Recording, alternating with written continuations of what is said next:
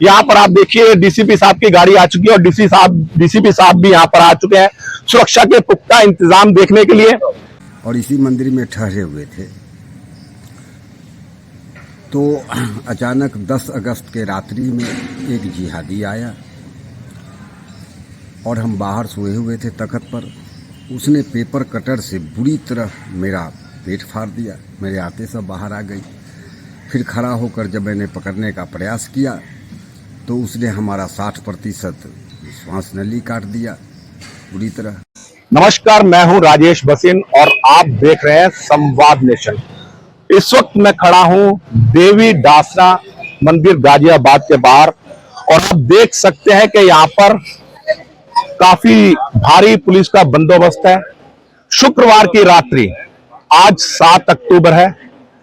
मैं ये डेट आपको क्यों याद दिला रहा हूं, क्योंकि आपको याद होगा कि इसी 7 अक्टूबर को पिछले साल हमास के आतंकवादियों ने इजराइल पर हमला करा, जिसमें 1700 निरपराध मासूम महिलाएं, पुरुष और बच्चे मारे गए थे। और आज 7 अक्टूबर है, शुक्रवार की रात्रि यहां पर यति महाराज के एक बयान से शुद्ध होकर संप्रदाय विशेष की उन्मादियों की भीड़ ने, कम से कम 10,000 की संख्या में वो भीड़ थी, जिन्होंने इस मंदिर पर आक्रमण कर दिया। लेकिन प्रश्न यह बनता है, अगर यति महाराज के किसी बयान से संप्रदाय विशेष के मन को आघात पहुंचा, उनको ठेस पहुंची, तो उसके लिए न्यायालय है, कानून है, संविधान है।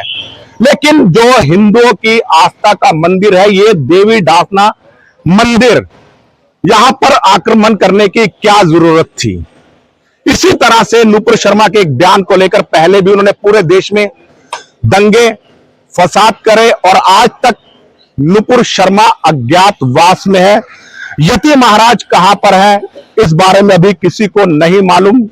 मीडिया रिपोर्ट्स के मुताबिक बताया जा रहा है कि उनको गिरफ्तार कर लिया गया है या नजरबंद कर दिया गया है, क्योंकि किसी को भी उनसे मिलने की परमिशन नहीं है। इसी तरह से अकबरुद्दीन ओवैसी ने जब माता सीता के खिलाफ अपशब्द कहे, भगवान राम के खिलाफ अपशब्द कहे, मां कौशल्या के खिलाफ अपशब्द कहे, उनकी गिरफ्तारी हुई थी। लेकिन बाद में हैदराबाद की स्पेशल कोर्ट ने उनको यह कहते हुए बाइज्जत बरी कर दिया कि उनके खिलाफ कोई पुख्ता सबूत नहीं है। जबकि सोशल मीडिया पे ऐसी हजारों वीडियो आज भी वायरल हो रही हैं।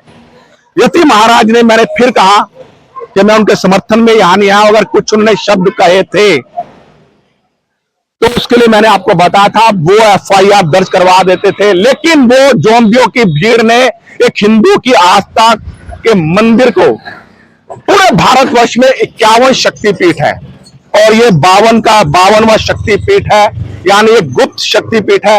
हजारों वर्षों से ये मंदिर हिंदुओं की आस्था का केंद्र है। इस मंदिर के अचानक ही भीड़ आती है, वो तो धन्यवाद है उत्तर प्रदेश की पुलिस का कि समय रहते इन्होंने उन भीड़ को यहां से खदेड़ दिया, वरना बहुत बड़ा हादसा हो सकता था।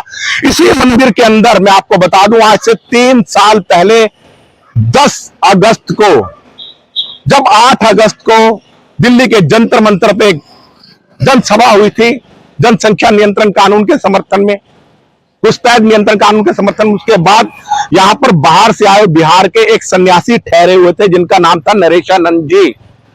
जब वो रात्रि को यहां पर 10 अगस्त को विश्राम कर रहे थे, तो इसी मंदिर की दीवार को फांदकर नरेशानंद जी के ऊपर जानलेवा हमला हुआ, ये सोच करके शायद वो नरसिंहानंद सरस्वती थे।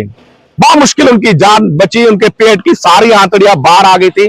2 महीना वो गाजियाबाद के अस्पताल में रह गए। साथ स्वामी नरेशानंद जी हैं। नरेशानंद जी, आपके ऊपर पहले यहां पर जानलेवा हमला हुआ था। हाँ, आप वो चोट के निशान आपके अभी भी होंगे, आप दिखा सकते हैं?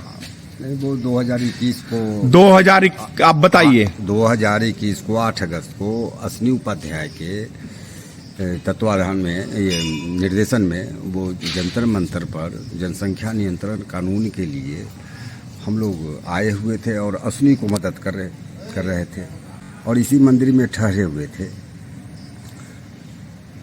तो अचानक 10 अगस्त के रात्रि में एक जिहादी आया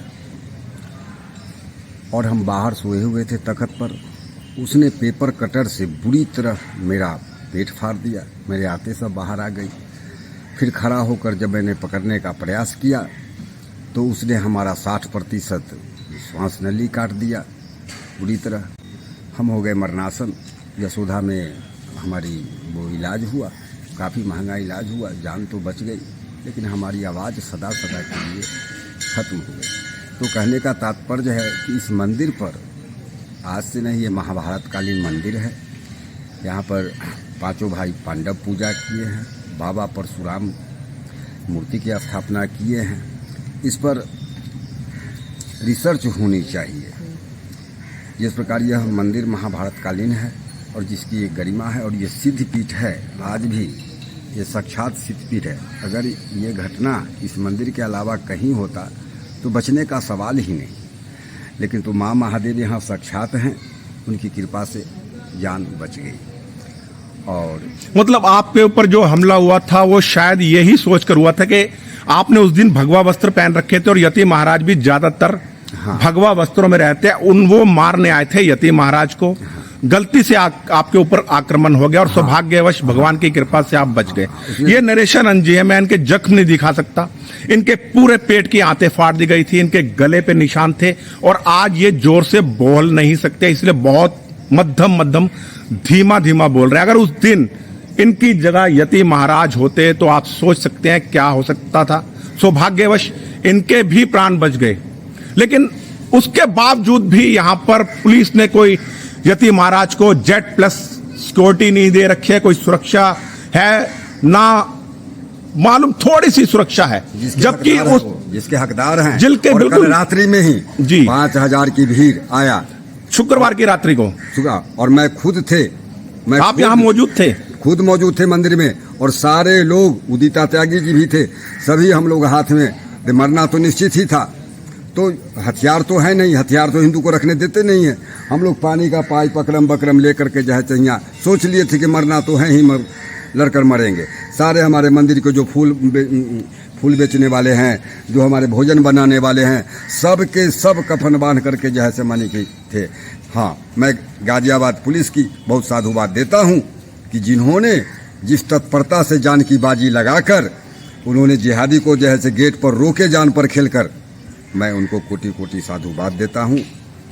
और जोगी जी से भी मैं निवेदन करता हूँ कि वो इस मंदिर को अब संरक्षित कर दे और हमारे ऐसे जंबाज जो पुलिस है यूपी पुलिस के, उनको वो पुरस्कृत करे, ताकि वो धर्म हित में, अपनी फर्ज हित में वो जान की बाजी लगाते रहें।